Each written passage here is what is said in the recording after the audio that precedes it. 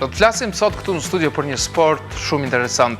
Me të vërtetë është aq interesant sa që shikuesit vëbase do të bëhen edhe shumë kurioz dhe do të donin ndoshta edhe vetë provonin këto pajisje që ne vetë se i kemi këtu në studio. Do të flasim për shiqetarin kosovare patjetër. Për këtë sport që në vendin tonë të arriturat, zhvillimi dhe pjesëmarrja në ngjarjen ndërkombëtare nuk kanë munguar. Do të kemi mundësi të kuptojmë detaje dhe për këtë në studio për të folur për shiqetarin kam trajnerin e trajnerëve, trajnerin ndërkombëtar të shiqetarisë, kreun e shiqetarëve të Kosovës, kryetarin e Federatës së Shiqetarisë në vend. Mirë se erdhe, zotëria Grënd Mala. Mirë se gjeni, ju falenderoj për ftesën. Kënaqësia jon. Po kështu me disa tituj do të jetë edhe mysafirja tjetër, sportiste, është shiqetare, është përfaqësuese e Kosovës, pra pjesë përfaqësuese së femrave të Kosovës në shiqetari, antare e Federatës Shiqetarisë. Mirë se erdhe. Është Ardita Zenullahu. Kënaqësi, faleminderit për ftesën. Si po ju shkojnë punë? Mirë. Kemi filluar mirë, kemi disa aktivitete tash që jemi të stërvit për to, edhe kemi garën e 17 shkurtet, kemi jetojmë me lavdin tuaj, garën e Adem Jasharit, Kupa Adem Jasharit. Po është sport i vështirë, se për to do të flasim për të gjitha ngadalë, është sport i vështirë. Shiqetaria është sport specifik edhe kërkon përgatitje specifike, kërkon përkushtim, fokusim. Dhe shumë punë. Dhe shumë punë. Për t'ja qëllu pikës. Po.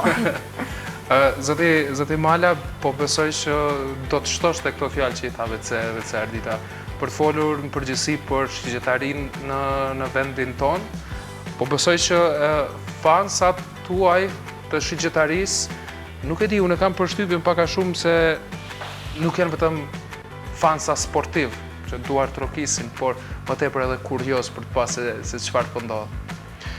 Po është e vërtet, shiqetaria është një sport specifik, i cili lindi në Kosovë në vitin 2008 dhe fillimisht këtë ide në Kosovë sjellli zotri Bardhyl Luzhnica nga Gjermania, i cili është sportist aktiv edhe i federatës sonë, por edhe në klubin ku jeton dhe punon në Hanover. Mëndej në 2008 filluam celulat e para, u organizuam, themeluam klubet e para, dhe në fund të vitit 2008 themeluam edhe federatën. Është një sport shumë specifik, me pajisje sportive specifike dhe stërvitje gjithashtu specifike.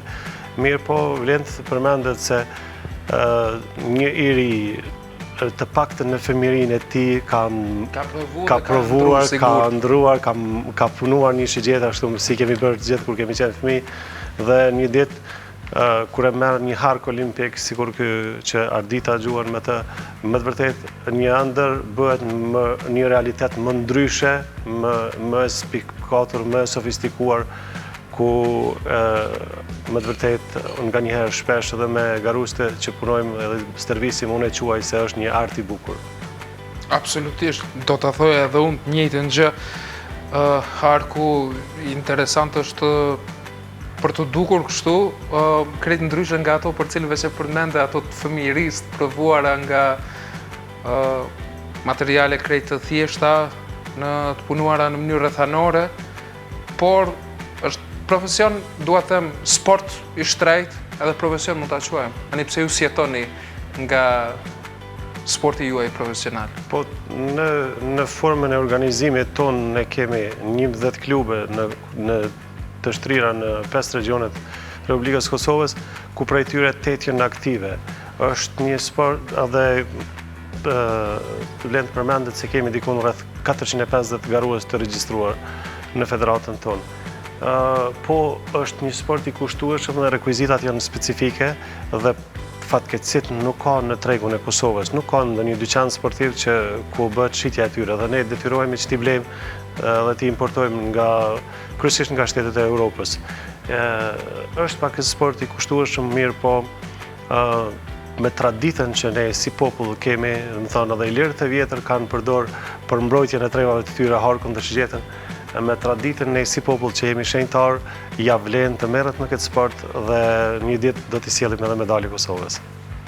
Për këtë, vetë se ju keni filluar rrugën tuaj për medalje në botë, duke marrë pjesë në gara të ndryshme, Po, ne... Sepse ju vetë e thatë, jeni prej federatave sportive të para të vendit që është pranuar ndërkombëtarisht. Realisht ne jemi federata e tretë e sporteve të Kosovës, që jemi njoftë në federatën respektive botërore. Në vitin 2009 unë njoftëm me të drejtat të kufizuara, kurse në vitin 2011 në Kongresin e Federatës Botërore në Torino, unë njoftëm me të drejtat të plota. Dhe prej atëherë ne garojmë në arenën ndërkombëtare. Jemi shumë afër edhe rezultateve, kështu që jemi një konkurrent i fortë, sidomos në shtetet e rajonit. Në vlen të theksohet në vitin 2013, në kampionatin botëror në Antalya të Turqisë, ekipi i mashkujve i Kosovës në përbërje prej 3 garuesve ishte i 37 në botë. Mandej vitin e kaluar në kualifikimet për lojra Olimpike Rio në kampionatin evropian në Nottingham të Britanisë së Madhe, ku edhe Ardita ishte pjesëmarrëse në këtë kampionat. Ishim fare afër kualifikimit për lojra olimpike, mirë po nuk deshti fati që të kualifikohemi, mirë po kjo mundësi nuk përjashtohet që ne tani në planin strategjik për lojrat e radhës olimpike në Tokyo 2020 vetëm kemi filluar të jemi mobilizuar që të arrijmë objektivat tona. Po punoni? Po punojmë mjaft shumë edhe jemi në përpjekje që me arrit secili qëllimet e veta dhe synimet e veta. Kemi plane individuale dhe me të cilat ushtrojmë çdo ditë edhe po përpiqemi që ato aftësi që ai kemi marrë deri tash me i zotru përfundimisht edhe me vazhdu. E kuptum, Ardita, që shqiptaria nuk është sport i lirë as bashilet, që do të thotë se të kërkon punë, kërkon përkushtim, besa dhe sakrificë.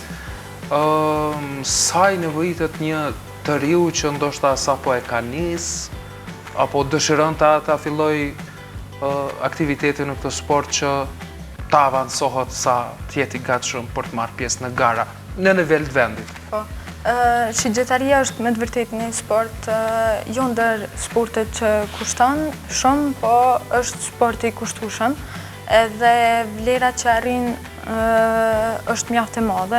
Mirë po për shigjetarët fillestarë dhe ata që dojnë të i bashkangjiten këtij sporti, gjithëherë i kanë dyrë të hapur në federatë dhe pajisjet për shigjetarët fillestarë nuk është që e kapim vlerën shumë të lartë, mirë po pajisjet për shigjetarët fillestarë vetë i ka federata, cilëve mundet me ja ofru edhe me marrë ashtu hapat e parë. Mandej me zhvillimin ose përparimin e sportistit, gjithçka vazhdon me mjetet financiare të vetat, po me ndihma nga sponsorët e ndryshëm edhe prej Ministrisë për Kulturë, Rini dhe Sport. Për këtë do të kemi mundësi të flasim.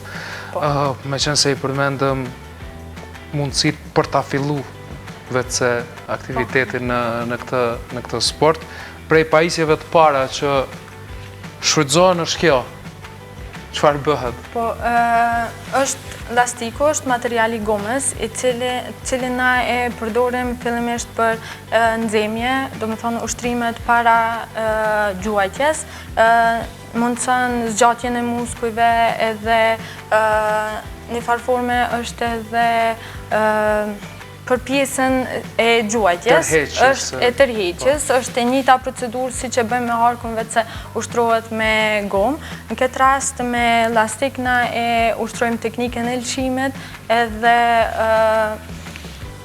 do më thonë edhe e përmisojmë edhe teknikën e gjuajtjes në mënyrë që më bë përsëritja e lëvizjeve të njëjta. Fshehtësia e sportit shigjetarisë është përsëritja e lëvizjeve të njëjta pas çdo gjuajtje. Zoti Mala, ju ma thatë para bisedës se diku ku ushtroheshin me shigjetari, fillestarët s'pari me muaj të tërë vazhdonin me këtë copës gome, përpara se të ofroheshin fare të harku. Po, është e vërtet se entuziazmi i të rinjve është gjithmonë që ta marrin harkun dhe të qëllojnë në shenjë dhe të kapin mesin. Mirë po, aty nuk qëndron fshehtësia dhe rruga e drejtë e këtij sporti. më thonë në Kore, ku është vendi numër 1 në botë ku është ky sport i zhvilluar, ata ndoshta një program stërvitor për 3 muaj, ndoshta ose edhe më shumë, nuk i lejojnë garuesit që të prekun harkun, sepse për shkak të rregullave të sigurisë dhe ata ushtrojnë domethënë vetëm me këtë lastikun e gomës, që ky është një improvizim shumë i mirë që Ardita mund ta demonstrojë, domethënë tamam lëshimi si bëhet, edhe kur ky përvetësohet, siç e përmendi edhe Ardita, se këtu është fshehtësia të këtij sporti është përsëritja e veprimeve. Nëse veprimet gjithmonë i bën të njëjta, atëherë shigjetat shkojnë në të njëjtin vend, domethënë në mes të figurës. Kështu që kjo është një pajisje shumë më rëndësi edhe Ardita le ta demonstrojë se na demonstro po Ardita patjetër. Po patjetër na demonstro këtë, pse pastaj do të shohim pak edhe nga mënyra se si punoni me vet harkun. Gjithsesi për thënë që është diçka që nuk duhet ta provoni në shtëpi. Pra, tërhiqet, bëhet gati që ta tërheq. Do të thonë, pozicioni ku na fillojmë me gjuajtjen është kampion paralel edhe vendoset kështu, pastaj bëhet tërhiqja në këtë formë. Dhe njëjtë ndodhet edhe me harkun? E njëjta procedurë bëhet vetëm me harkun. Harkun do të mund ta shohim pak, por natyrisht nuk do të mund ta të shfrytëzojmë shigjetat, apo jo, për shkak të hapësirës.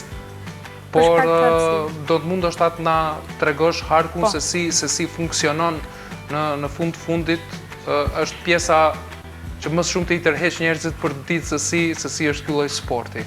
Po. Kjo është mbajtja e harkut, zakonisht pasi të përfundojmë gjujtjet e vendosim atë. Pjesa kryesore e harkut është dorza, apo pjesa e mesit, siç e quajmë ne. I ka edhe pjesët e veta përcjellëse siç janë krahët, që janë me gjatësi, do të thonë maten me inç. Për femra, fillestare, zakonisht është 25 inç forca e krave, e cila duhet jetë. Pastaj me tërheqje, në bazë të gjatësisë së krahëve, forca arrin deri në 29 inç. I ka edhe specifikat e veta, do të thonë, nuk është secili krah i njëjtë. Janë të përcaktuar në cili krah duhet të jetë në pjesën e poshtme dhe cili në pjesën lart.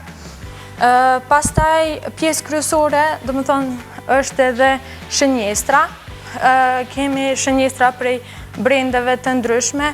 Shënjestra që unë tash e kam është një prej shënjestrave më të mira, po ka edhe shënjestra tjera të cilat janë po kaq të mira, po edhe që kushtojnë më pak ose më shumë, varësisht prej mundësive. Ky është stabilizatori, është po ashtu një prej pjesëve kryesore i cili stabilizon ndridhjet gjatë gjuajtjes. Masnej, kur bëhet gjuajtja, zakonisht harku livrit edhe që mos me deviju, stabilizohen ndridhjet përmes stabilizatorit. Ky është peni, cilin zakonisht punojmë në federat, pasi që nuk ka një shitore të pajisjeve të shigjetarisë në Kosovë. Duhet të punoni vetë? Duhet të punojmë vetë, ato që kemi mundësi. Tërheqja e penit zakonisht bëhet me 3 gishta, jo qysh jemi mësu të shigjetat tradicionale që i kemi marru vetë, vendoset në premje të gishtave dhe bëhet tërheqja e penit. Dhe kjo futet atje, edhe lëshohet, që fatkeqësisht sot mund ta shohim këtu në studio, por për ta parë se si vendoset. I tërheq kjo, zoti Mala, të rinjt, për të paktën për të ardhur për ta provu? Në fundit besoj edhe kjo është mënyra se si edhe vetë Ardita dhe kolegët e saj kanë filluar me sportin. Po në fakt është shumë sport atraktiv dhe ne për ditë marrëmi kërkesa në email adresën tona, në kontaktet tona për të rinjve dhe të rejave që dëshirojnë që ta provojnë këtë sport. Dhe ne brenda mundësive ne ju japim shansë që ta provojnë këtë sport. Se asnjëherë një sportist nuk e din se çfarë talenti ka përderisa nuk e ka kontaktin e parë, në këtë rast me harkun. Dhe pikërisht ne kemi në një fushat, shtrirje dhe masivizimi, ne pikërisht kemi identifikuar talent të tillë, që ishte edhe ajo vajza në Baku që ishte pjesëmarrëse Lirie Sahiti, që pikërisht në dikun rreth 700 nxënës që kanë gjujt në një kampanjë shtrirje, ajo është identifikuar në mesin e tyre talentëve dhe ajo në Greqi në 2015 në mars u kualifikua për lojrat në Baku 2015. Kështu që domethënë gjithmonë ne jemi të hapur për që t'ju japim mundësi të rinjve të rejave që ta provojnë. Dhe për këtë Kret Kollaj mund ju gjejnë në Facebook, po vetëm na tregoa edhe si tërhiqet, po aman mos e lëshosh i gjetën.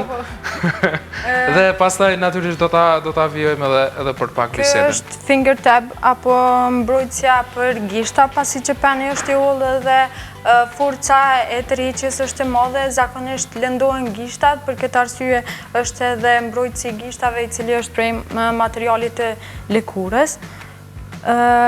Pjesë tjetër rëndësishme është edhe klikeri apo kliku i cili na tregon se kur është tërhiq mjaftueshëm shigjeta. Me anë të një klik që lëshon garusi është e kupton se është bërë tërhiqja e mjaftueshme dhe atëherë duhet me u lëshu shigjeta.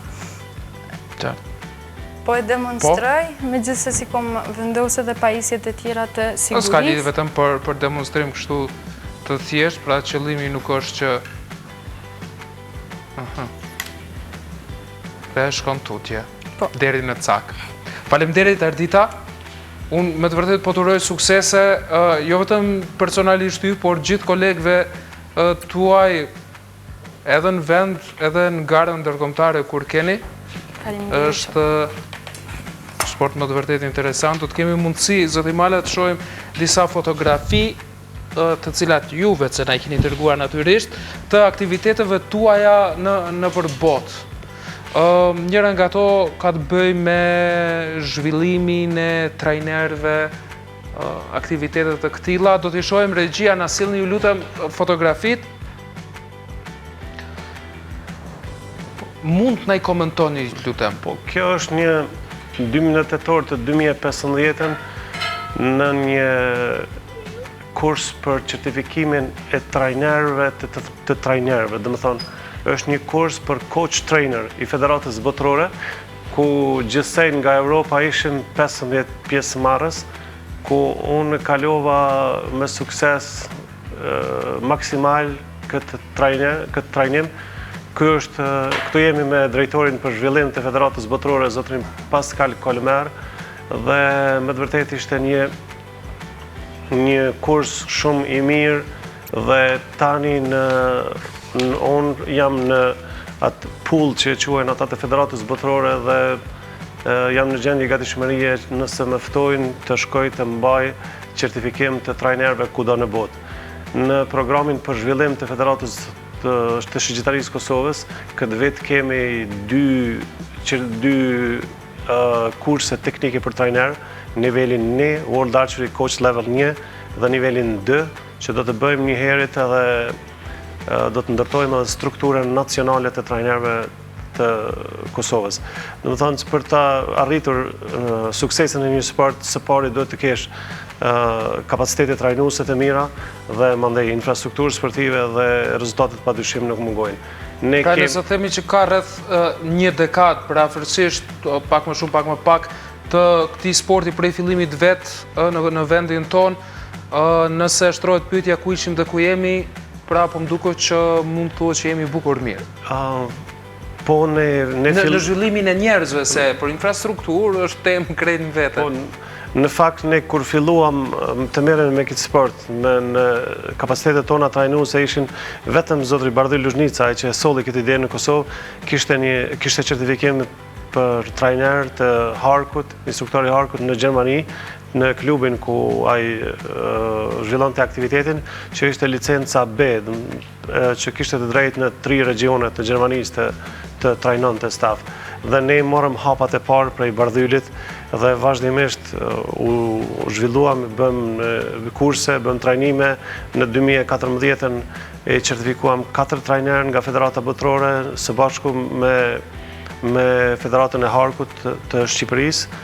Bëm një kurs të sponsorizuar nga Solidariteti Olimpik dhe Komiteti Olimpik i Shqipërisë në Tiranë dhe aty morëm, certifikuam 4 trajnerë që sot i kemi thuajse punojnë me ekipin A me reprezentacionin e Kosovës.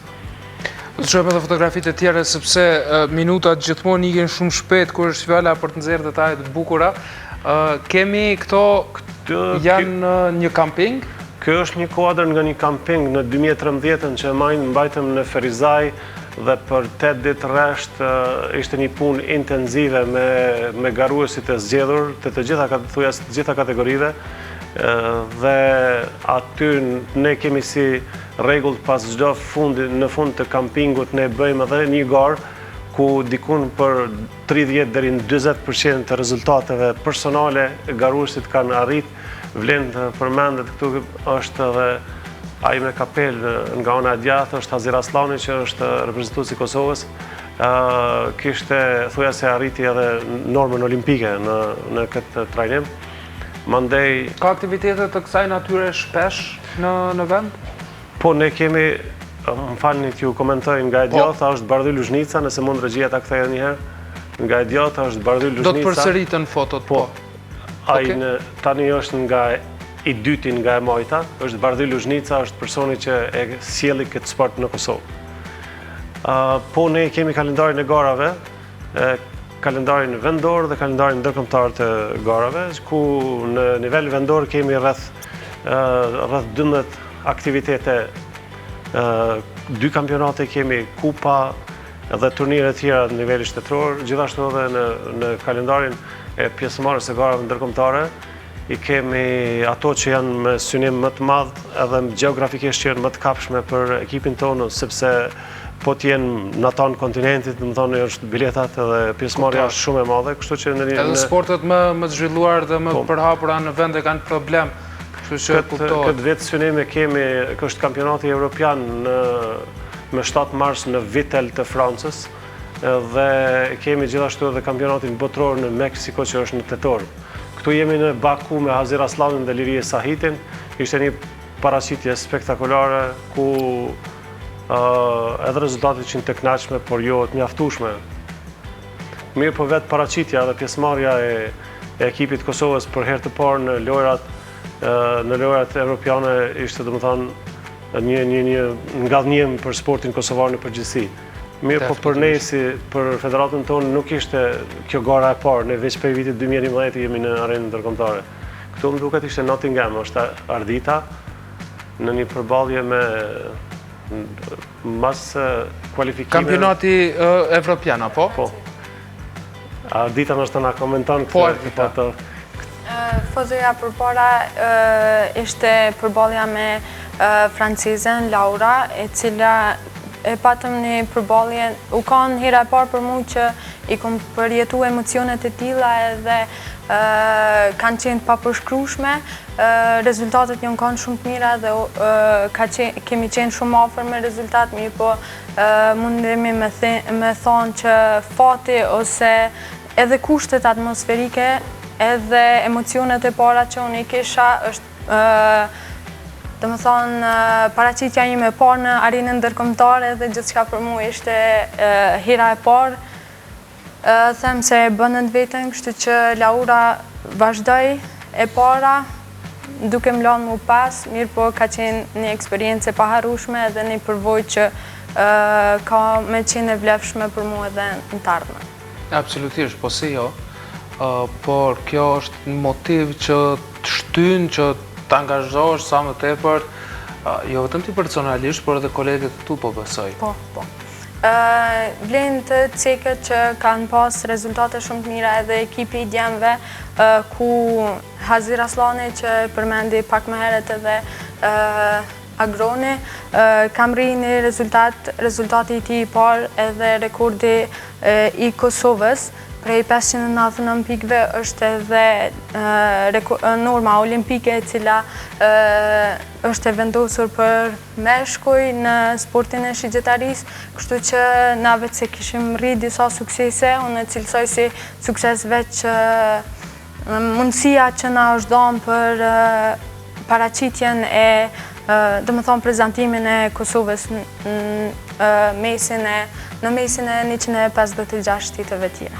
Jo konkurrencë lehtë absolutisht, apo jo? Ky sport është avancuar goxha shumë në nivel ndërkombëtar edhe tani janë thyer rekorde Sëvoni Bredi Allison nga Amerika prej 600 radhëve të mundshme në Nimes në Franca i gjoll 599 në ambientin indoor.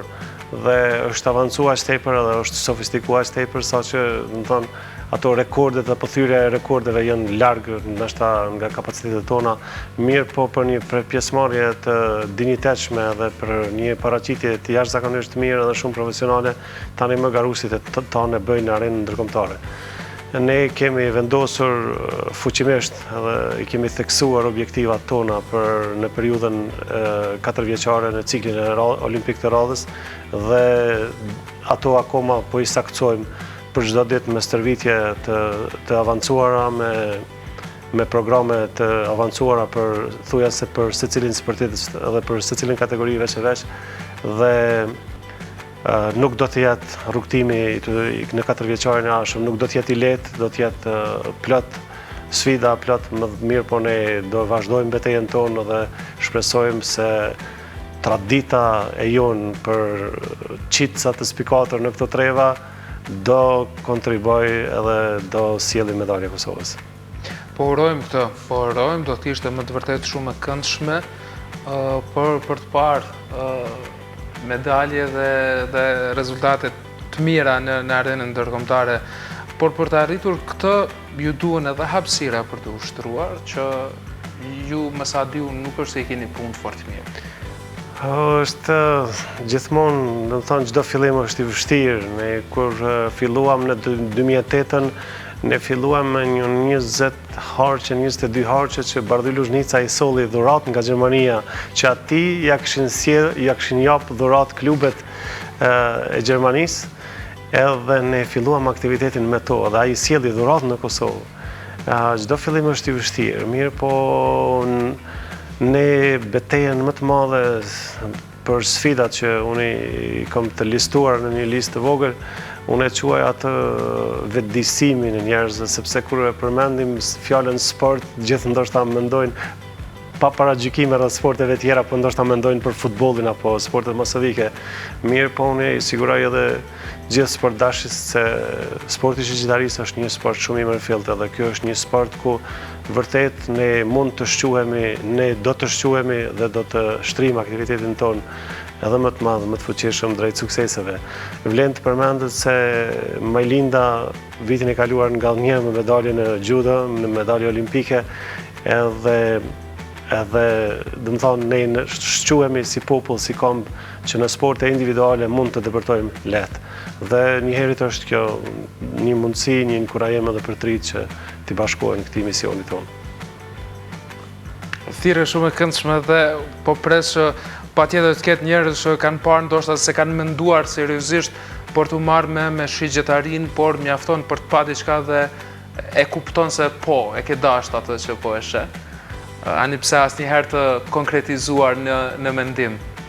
Është vlen të theksohet se gjyqësit me renome botërore, nëse i shiqen biografitë e tyre, do të thonë disa prej tyre, një numër i madh i tyre e përmendin një fakt që është fakt i gjallë, do të thonë se momentin që kontaktin e parë kanë pas me harkun, ata e përdorin atë shprehjen se kanë rënë në dashuri me harkun, do të thonë, edhe krijohet ajo lidhja emocionale me pajisjen sportive me harkun, që është aq e fuqishme sa që është një sport që dallon prej sporteve të tjera sepse gjithçka e bën me forcën tënde, me fuqinë tënde. Edhe është sport shumë preciz.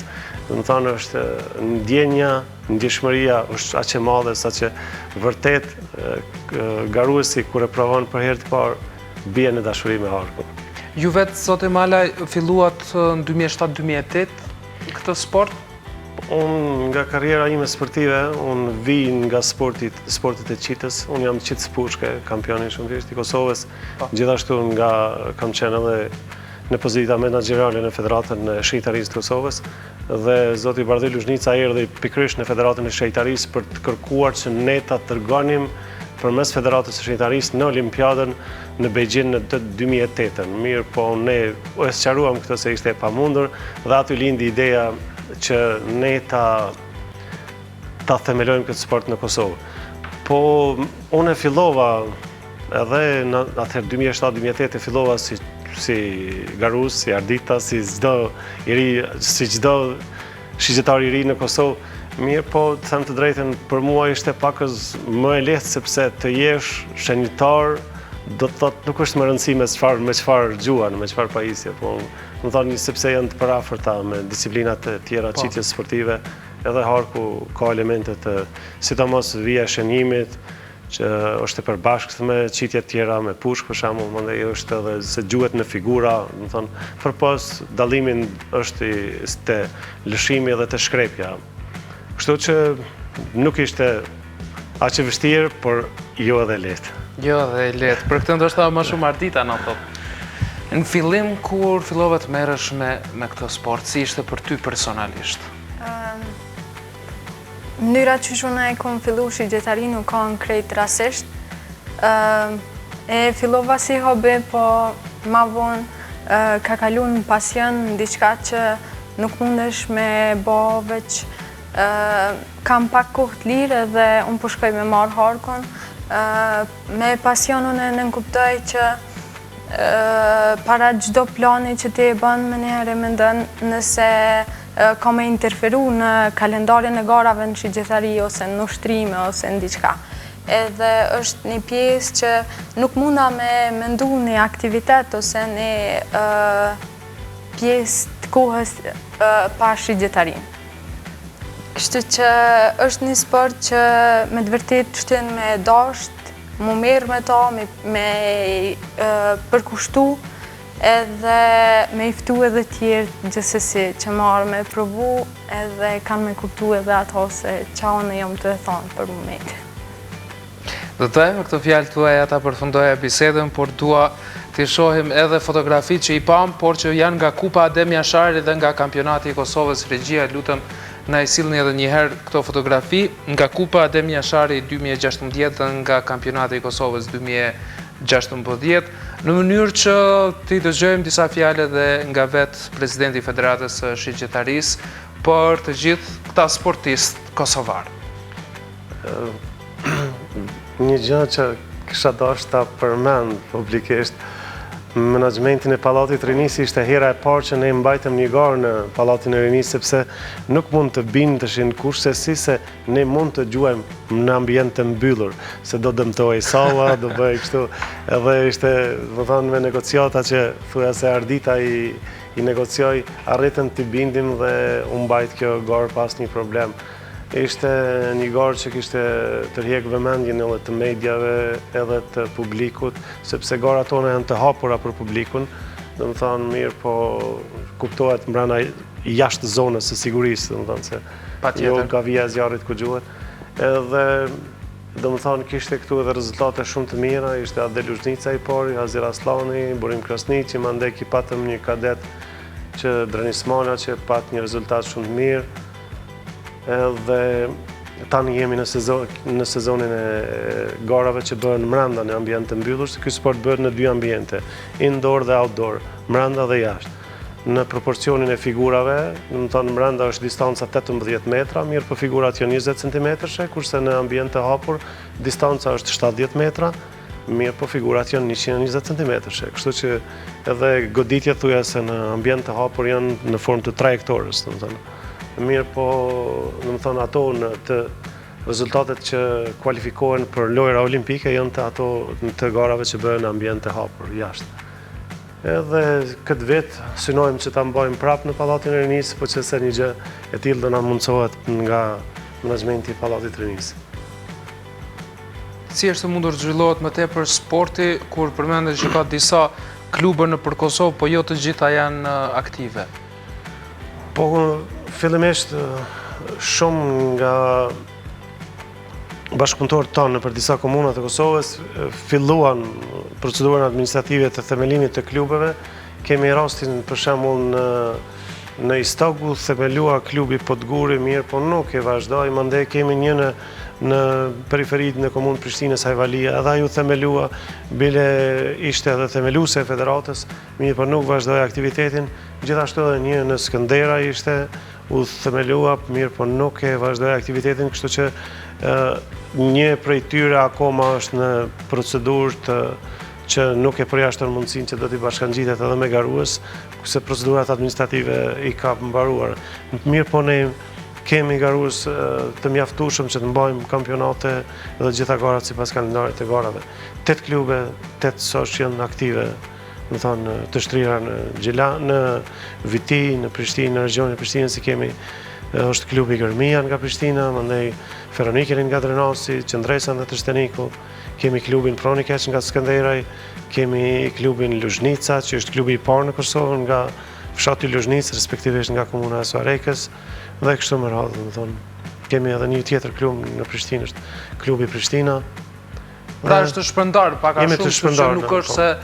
Ka tani interesim gjithashtu në Ferizaj që të themelohet një klub, mandej në Mitrovic që themelohet një klub, mandej edhe Liga e Universiteteve, Universitetet e Shkencave Sportive kanë shprehur interesim që ta brenda universitetit që ta kenë një klub.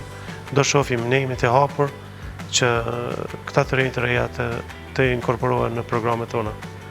Nuk është as pak e vështirë në kohën që përjetojmë që njerëzit gjejnë informacione apo gjejnë mënyra se si të kontaktojnë me shigjetarit të Kosovës.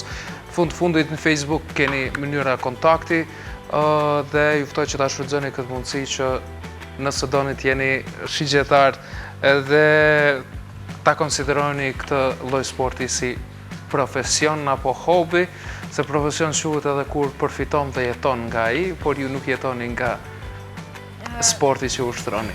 Tash mundemi me thonë veç se hobi, nëse cilësohet në këtë aspekt, pasi që nuk kemi mundësi me jetu prej tina, falë sponsorëve të ndryshëm, kemi mundësi me vazhdu. Nëse miratohet ligji për sponsorime, po besoj që ka me qenë motiv shtesë për se cilin sportist që me vazhdu më mirë, në base edhe sportin cilin e zhvillojnë, ta kenë si punë edhe mos të kenë mundësi më mirë me aktivitetet tjera, po së mi u përkushtu sportit. Unë po ju uroj shumë suksese, faleminderit që erdhët sot. Nga sa po shoh, jam i bindur që do të flasim për suksese në të ardhmen, sepse këmbgulja juaj, sidomos për paraqitjet ndërkombëtare, sikur thua zoti president, qëndron dhe unë po besoj që do të realizohen. Patjetër, ne jemi këmbgulës drejt synimeve tona dhe i kemi qartësuar objektivat dhe me infrastrukturën ligjore që kemi njëri edhe prej Ministrisë Sportit edhe prej Komitetit Olimpik që kategorizimi i sporteve dhe i sportistëve do të ndodhë brenda këtij viti. Mendoj se ky do të jetë një profesion real që do të jetë i mirëfillt dhe i pagueshëm për sportistët elitar dhe për një mend atëherë do të kemi kushte më të mira për të zhvilluar aktivitet. Ne jemi të dedikuar ndaj misionit tonë dhe objektivave tona dhe padyshim shpresojmë dhe fuqishëm besojmë që rezultatet dhe sukseset nuk do na mungojnë. Faleminderit shumë që erdhët, suksese. Faleminderit edhe juve.